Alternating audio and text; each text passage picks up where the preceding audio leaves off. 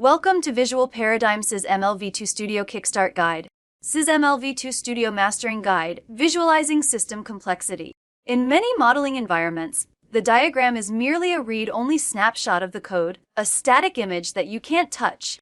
When your system model grows to include hundreds of components, you need more than just a picture. You need an interactive environment that allows you to explore and refine your architecture visually. A SysML V2 tool should empower you to work in whatever way is most natural for the task at hand. SysML V2 Studio provides a high-performance SysML V2 visualization engine, fully compliant with the SysML V2 standard. Our SysML V2 editor provides a unique set of visual capabilities designed for the modern systems engineer.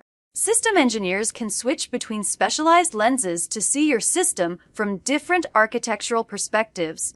Default or tree view, focused on structural decomposition and containment. Interconnection view visualizes ports and interfaces as a functional wiring diagram. Case view, dedicated to requirements and use case traceability. Behavioral views, for example, state, action, and sequence, to shows how the system logic flows over time.